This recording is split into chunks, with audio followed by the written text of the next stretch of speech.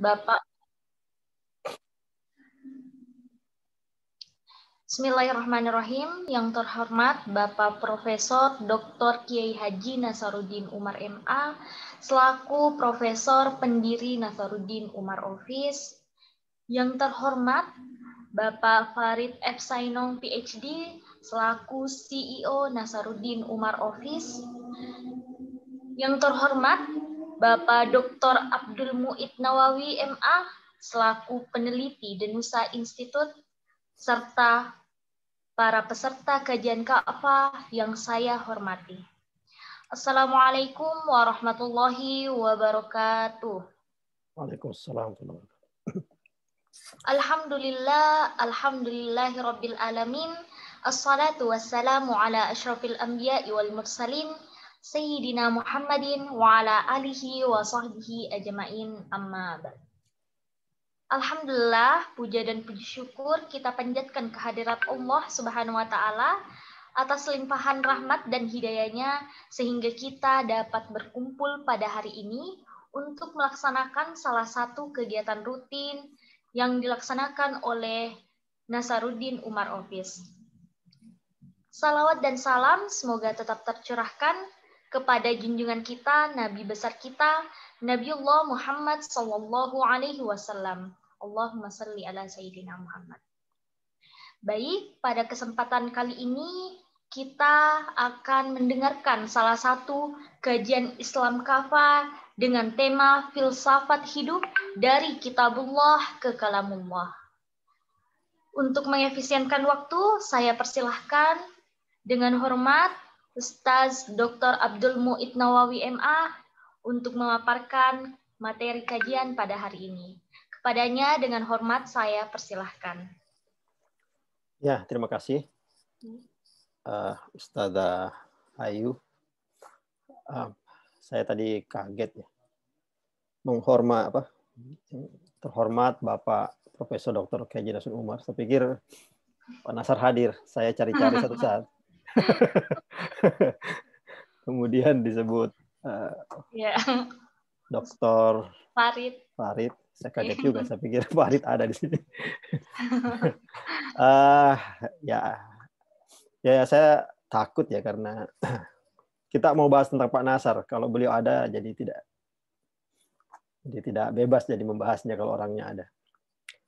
Lebih enak digibah saja daripada orangnya hadir di sini. Ya, assalamualaikum warahmatullahi wabarakatuh. Hamdan wa syukrillah, salatan wa salaman daimaini mutalazimain ala Rasulillah wa ala alihi wa sahbihi wa man tabi'a ilal huda wa wala wala haula wala quwata illa billah. Segala puji dan puja hanya bagi Allah Subhanahu wa taala atas limpahan karunia dan rahmatnya kita masih bisa hadir bersama-sama di ruang maya kajian Kafah Nasaruddin Umar Office dengan tema filsafat hidup. Selawat dan salam kita sampaikan kepada junjungan kita yang besar Muhammad SAW. Mudah-mudahan kita bisa meneladani kemuliaan akhlaknya.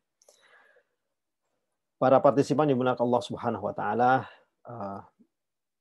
di pertemuan 2 minggu sebelumnya kita membahas tentang pemikiran ya, di antara pemikiran guru kita Profesor Dr. Kiai Haji Nasaruddin Umar, yaitu temanya tentang melangitkan manusia ya.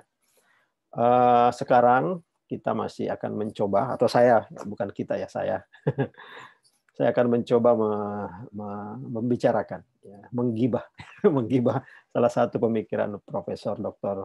guru kita Pak Nasar ya. Kenapa ya, kita bahas karena lagi memperingati ulang tahun beliau ya. Tanggal berapa Ustazah Andi Ayu? Tanggal berapa ulang tahunnya? Atau acaranya ada? Tahu nggak acaranya? Akan diadakan acara tanggal berapa?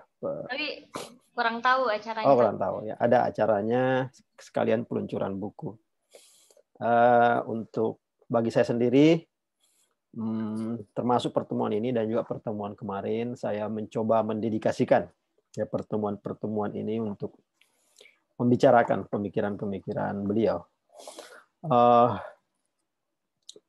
salah satu yang menarik bagi saya adalah pemikiran beliau tentang dari kitabullah ke kalamullah.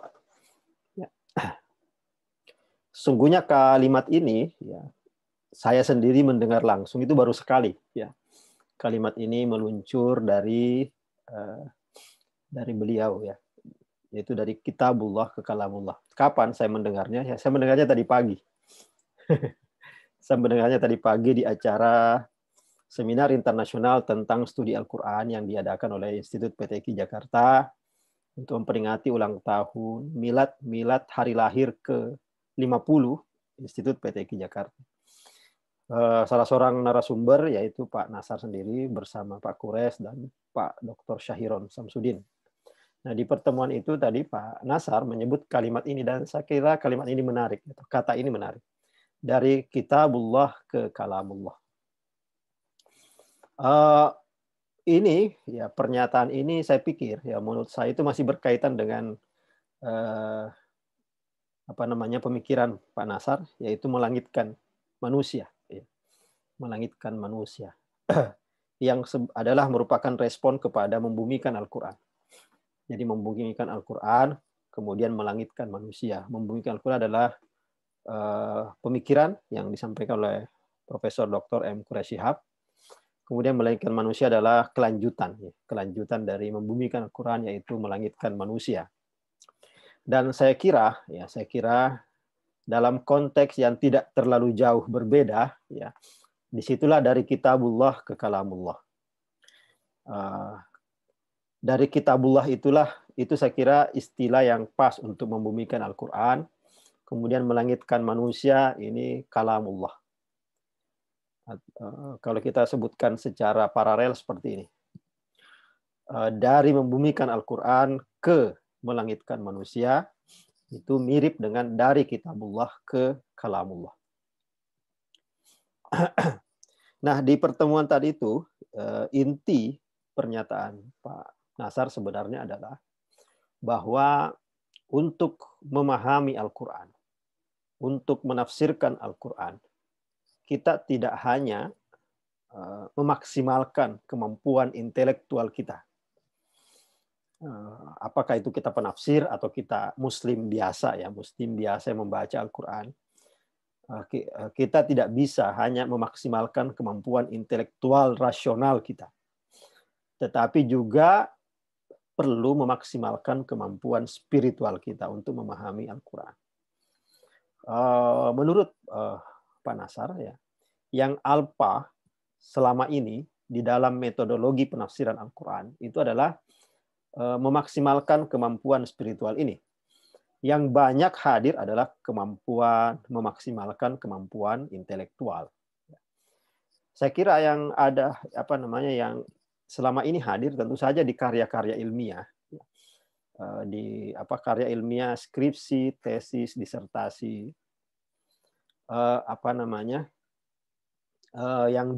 yang hadir kemudian diujikan menjadi misalnya kemudian melahirkan doktor, melahirkan magister, atau kemudian melahirkan sarjana. Itu pada urusan memaksimalkan kemampuan intelektual, bukan pada memaksimalkan kemampuan spiritual. Ya. Dan ini sebuah kealpaan. Tetapi ya itu kekurangannya, ya, sebagai kealpaan. Tetapi di sisi lain kemampuan intelektual itu pada dasarnya bisa diuji, ya. Bisa diseminarkan, ya. Bisa kalau doktor itu dipromosi doktorkan. Sedangkan kemampuan spiritual di sisi lain, menurut saya kira kita bisa mendiskusikannya nanti apakah demikian, bahwa kemampuan spiritual tidak bisa didiskusikan. Ya, tidak bisa didiskusikan. Kenapa tidak bisa didiskusikan? Karena ya memang kemampuan kemampuan intelektual itu ya memang namanya diskursif, ya. Makanya ada namanya diskursus. Sedangkan kemampuan spiritual dan hasil pemikiran yang lahir dari kemampuan spiritual itu tidak diskursif. Ya, tidak diskursif. Dia bukan pengembaraan intelektual, tapi pengembaraan spiritual. Nah, biasanya pengembaraan spiritual itu sifatnya pribadi, ya, pribadi. Sedangkan pengembaraan intelektual sifatnya meskipun secara pribadi oke, tetapi dia pada dasarnya bisa diakses oleh orang lain. Berbeda dengan pengembaraan spiritual, hasil-hasil pengetahuan yang kita dapat dari pengembaraan spiritual itu sering adalah hasil-hasil yang susah diakses oleh orang lain. Maksudnya kita dengan orang lain itu berada pada gelombang yang berbeda. Gelombang yang berbeda. Beda dengan kemampuan intelektual. Ya, itu relatif bisa diakses secara bersama. Ya, penggambarannya seperti ini. Manusia itu kan punya kemampuan fisik. Kita punya kemampuan fisik.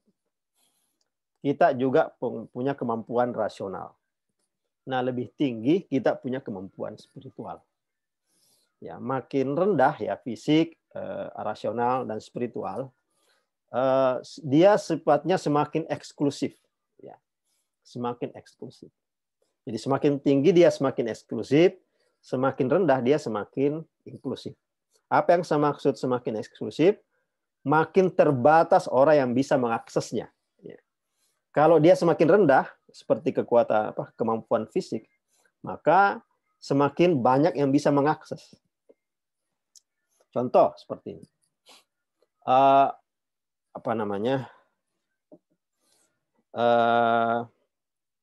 Kita bicara misalnya kemampuan fisik. Misalnya kemampuan kita, ini ada gelas di samping saya.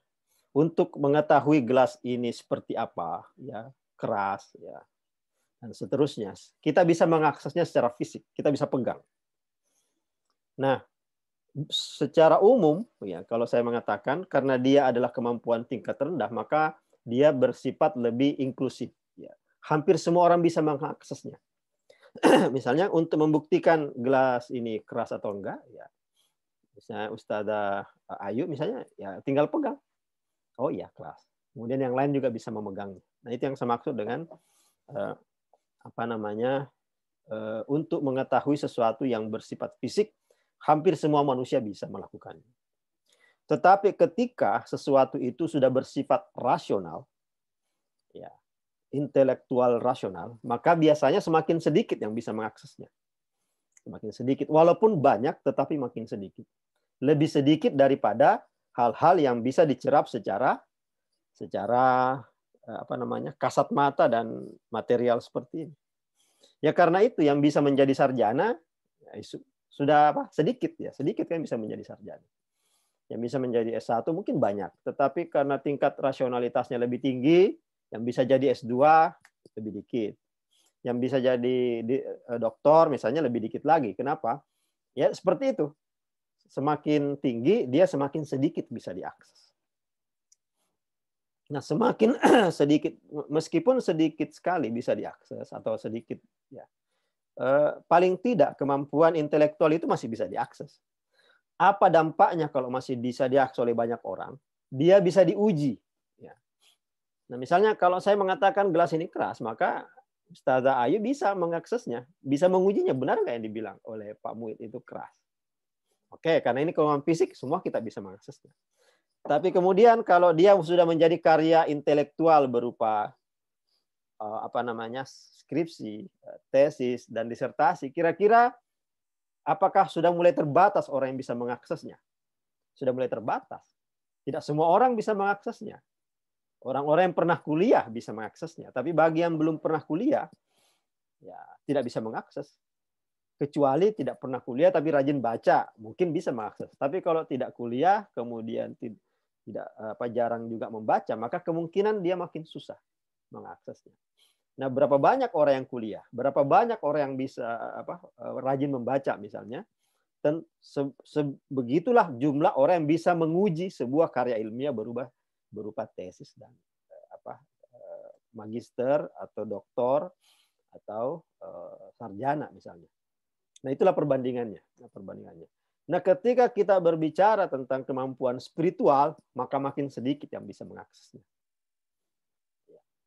Makin sedikit yang bisa mengaksesnya. Karena itu, ya, menjadi wajar ketika selama ini misalnya karya-karya intelektual, tafsir, ya, itu berada pada level kemampuan intelektual karena bisa diuji oleh banyak orang. Sesama doktor bisa menguji, sesama magister bisa menguji, sesama alumni S1, sarjana bisa menguji. Dia hanya tidak bisa diuji oleh di luar itu, tidak S1, tidak S2, tidak S3, dia tidak bisa menguji. Tetapi kalau dia masih berada pada posisi itu, masih bisa menguji. Nah, sekarang ketika dia adalah hasil dari upaya manusia untuk memaksimalkan kemampuan spiritualnya, maka pasti makin sedikit yang bisa menguji. Perkiraan saya, S3 misalnya, atau sebuah program doktor di PTQ misalnya, itu nggak bisa mengujinya. Bukan bahwa dia salah atau benar, tetapi memang jarang yang bisa menguji. Jadi makin tinggi posisinya, makin susah orang mengakses, makin sedikit yang bisa mengujinya.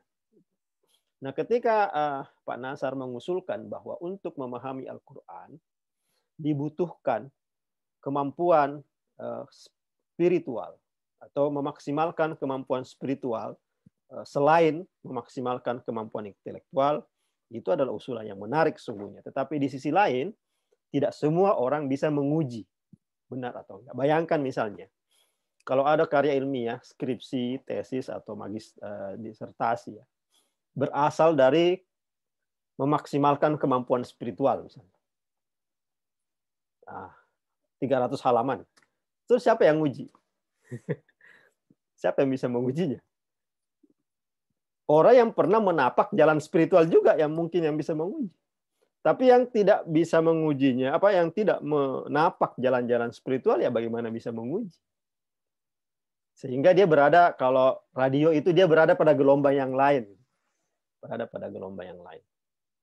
Oke, itu pertama yang disampaikan. Yang kedua yang disampaikan adalah bahwa apa sih perbedaan antara kemampuan intelektual dengan kemampuan spiritual? Tadi sebenarnya sudah ada ya, penggambaran perbedaan antara kemampuan spiritual dengan kemampuan intelektual. Jadi tadi ada kemampuan fisik, ada kemampuan rasional, intelektual, ada kemampuan spiritual. Sudah ada perbandingannya dan di situ sesungguhnya sudah muncul atau kita sudah bisa menerka-nerka kira-kira bedanya apa antara kemampuan intelektual dan kemampuan spiritual.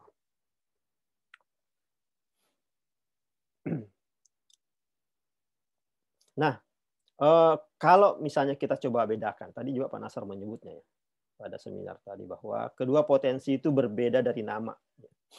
Kalau kemampuan intelektual itu disebut dengan husul, hasil dari kata hasil ya. Kalau kemampuan spiritual itu disebut huduri. Huduri itu kehadiran. Jadi kalau di absen nih Ustazah Ayu di absen di kelas. Ayu hadir atau hadirah ya, itu huduri, hadir. Jadi apa itu husuli, apa itu huduri? Ya, husuli adalah potensi manusia untuk memahami sesuatu dengan cara, ya saya akan menyebutkan kata-kata yang agak kasar ya, tapi demi untuk menjelaskan ini apa. Jadi husuli adalah cara atau potensi manusia atau cara manusia untuk memahami sesuatu dengan cara apa? Dengan cara menjajah, dengan cara menguasai, dengan cara mengkategorisasi, dengan cara memutilasi, ya memecah-mecah, mencacah objek. Jadi ketika manusia ingin memahami sesuatu, kalau dengan cara husuli adalah, misalnya saya ingin menguasai sesuatu, objek, ya pengetahuan, maka saya akan menjajahnya. Saya datang ke dia, saya menguasainya, saya mengkategorisasinya, saya memutilasinya, ya saya mencacahnya sehingga jelas ya. Persis kalau dokter ingin memahami tubuh, mungkin Ustazah Ayu pernah mengalami ya waktu di SMA misalnya, mengoperasi seekor katak. Nah, itu cara husuli. Jadi ketaknya dibedah dan seterusnya, itu cara husuli. Cara husuli. Jadi dijajah, dikuasai, dikategorisasi, dimutilasi dan seterusnya. Nah, itu adalah cara husuli. Nah, konsekuensinya adalah kalau cara itu dilakukan, Nah, sekali lagi ini bukan benar atau salah, tapi perbandingan apa sih yang disebut husuli, apa yang disebut huduri. Nah, konsekuensinya ya manusia menjadi subjek ya. Kita sebagai pembedah katak itu menjadi subjek terhadap hal-hal yang kita kaji sebagai objek. Nah, konsekuensinya lagi adalah antara manusia sebagai pengkaji, manusia sebagai pengkaji dengan dengan objek yang dikajinya adalah dua hal yang terpisah. Apa pemisahannya? Manusia sebagai subjek dan yang dikajinya sebagai objek terpisah. Nah, di situ nanti bedanya dengan huduri. Huduri itu tidak terpisah antara objek dengan bukan cuma tidak terpisah, memang tidak ada pemisahan subjek dengan objek di dalam memahami lewat huduri. Nah, apa yang dimaksud dengan menjajah? Yang dimaksud dengan menjajah adalah manusia mendatangi objek ilmu pengetahuan lalu melakukan apa saja yang menurut dia perlu dilakukan tanpa mempertimbangkan apa yang dimaui oleh si objek itu. Tidak mempertimbangkan apa yang dimaui oleh si objek itu. Contoh misalnya ketika kita melakukan pembedahan terhadap katak tadi, ya kita datang menjajah seekor katak itu dan tidak pernah bertanya katak ini maunya apa sungguhnya. Ya, dia maunya apa. Ya, kita datang begitu saja menjajahnya. Nah, karena itu manusia ketika habis menjajah katak itu dibedah di ini. Kemudian kita jelaskan, katak ini begini. Dia jenis kelaminnya ini. Posisi paru-parunya di sini, posisi jantungnya di sini. Manusia menjadi juru bicara terhadap objek yang sedang dijelaskannya. Nah, apa yang dimaksud dengan menguasai? Tadi kan disebut menjajah kemudian menguasai. Ya, yang dimaksud dengan menguasai adalah apapun hasil dari ilmu pengetahuan adalah merupakan versi manusia yang menjajah sebagai subjek dan tidak menyisakan sedikit pun ruang bagi objek pengetahuan untuk mengekspresikan dirinya. Jadi tidak ada ruang bagi si katak untuk menjelaskan saya ini loh, ya. Saya sungguhnya ini loh. Yang menjadi penjelas ya adalah si peneliti itu. Jadi karena objek dengan subjek sudah terpisah, posisi subjek ini sebagai penjelas sedangkan posisi objek sebagai yang dijelaskan. Padahal pusat ilmu pengetahuan kan objeknya, tapi kenapa yang menjadi juru bicara adalah si subjek untuk menjelaskan si objek. Nah, sedangkan yang dimaksud dengan mengkategorisasi adalah kreativitas subjek ya untuk mengkotak-kotakkan ilmu pengetahuan ya menurut maunya dia agar ada gambaran bagi subjek tentang apa sungguhnya dimaksud ilmu pengetahuan itu atau apa yang dimaksud dengan katak itu. Nah, bagaimana dengan huduri? Ya, bagaimana dengan huduri? Pembicaraan huduri tentu pembicaraan panjang sungguhnya. Ada buku khusus itu judulnya Ilmu Huduri, diterbitkan oleh Mizan. Saya kira para partisipan kalau mau memahami bisa baca itu. Adapun huduri ya adalah potensi kemanusiaan untuk memahami sesuatu tanpa harus menjajah, tanpa harus menguasai, tanpa harus mengkategorisasi, tanpa harus memutilasi. Ya. Bagaimana dengan huduri tadi adalah objek ya malah diandaikan hadir sebagaimana adanya dirinya. Jadi objek pengetahuan itu hadir sebagaimana ada dirinya, bukan sebagaimana keinginan subjek terhadap si objek pengetahuan tadi. Makanya itu disebut huduri. Kenapa? Karena objek hadir ya. Pengetahuan hadir dengan sendirinya sebagaimana adanya dirinya. Contohnya misalnya gini. Misalnya saat berjumpa seseorang. Ya. Saya berjumpa seseorang, ya, si A misalnya. Dan saya hendak memahaminya. Si A ini siapa sih? Maka saya bisa memakai husuli, bisa pakai huduri. Kalau cara kerja husuli bagaimana? Ya. Saya memahami dia. Ya, saya memahami orang itu dengan mengkategorikannya menurut kategori-kategori yang sudah ada di kepala saya sebelumnya. Ya, misalnya saya melihat orang itu berbaju koko, misalnya. Saya bilang, pasti orang soleh. Biasanya orang pakai baju koko itu soleh. Itu kan kategori yang ada di otak saya. Belum tentu orang itu soleh kan. Jadi itu yang saya maksud, itu yang kita maksud tadi dengan mengkategorisasi. Kategorisasi saya terhadap dia. Kemudian saya melihat, jidatnya hitam. Pasti soleh. Rajin sujud pasti. Padahal ada kemungkinan dia rajin membenturkan jidatnya kan ke tembok. Tetap ada kemungkinan itu. Tapi kemudian kategori itu sudah terlanjur saya pakai. Pasti orang soleh. Dan seterusnya. Nah, itu contoh husuli. Jadi husuli adalah ilmu yang bawaan kita ke sana.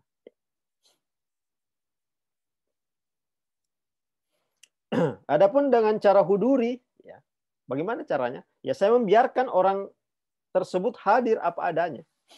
Jadi saya lepaskan seluruh kategori-kategorisasi yang terlanjur ada di kepala saya bahwa misalnya ini sama dengan ini, jenggot sama dengan teroris misalnya.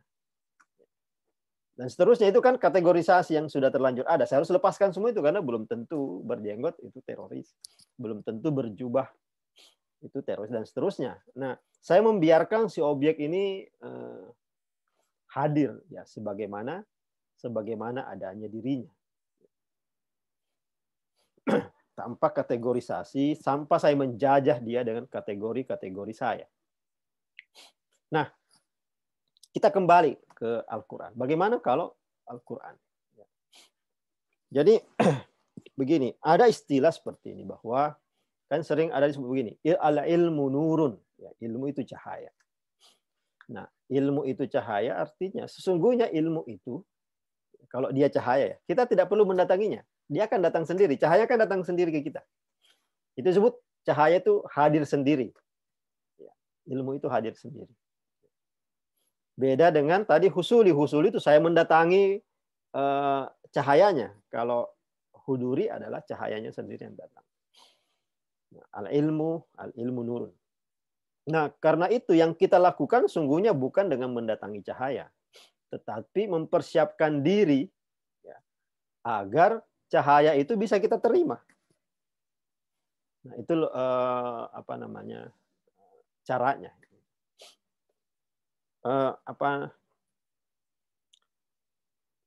Ada nggak orang yang tidak bisa menerima cahaya? Ya ada. Kalau penerimanya, reseptornya ini rusak, atau reseptornya lemah, atau kotor. Ya, kalau di dalam kalau teori cerminnya Al-Ghazali itu, dia mengatakan hati ibarat cermin, hatinya kotor, maka dia tidak bisa menerima cahaya. Bukan cahayanya nggak ada, tetapi cahaya itu tidak bisa masuk karena terhalangi.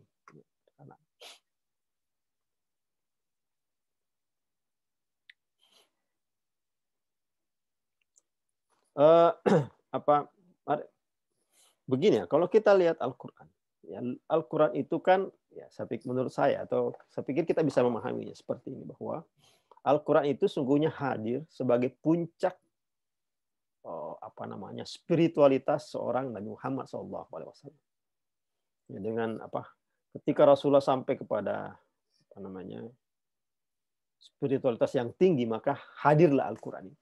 Jadi ibarat Nabi naik meningkat, kemudian sampai pada titik tertentu, beliau kemudian layak mendapatkan Al-Quran. Ya, karena itu Al-Quran hadir lewat pengembaraan atau hadir sebagai hasil pengembaraan spiritual seorang Rasulullah Muhammad SAW. Perumpamannya sama sungguhnya kalau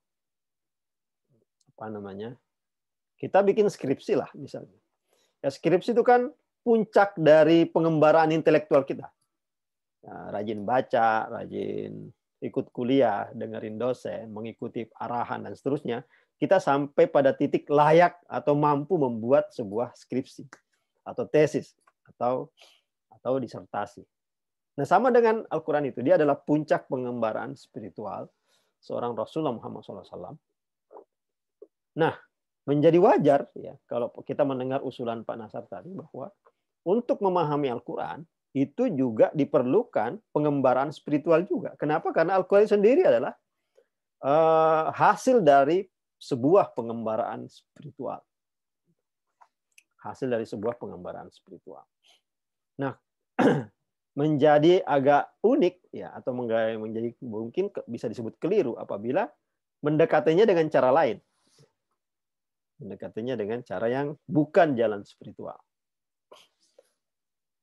Nah, dengan cara apa? Ya tadi saya sebutkan ya membersihkan jiwa. Ada adab-adab tertentu.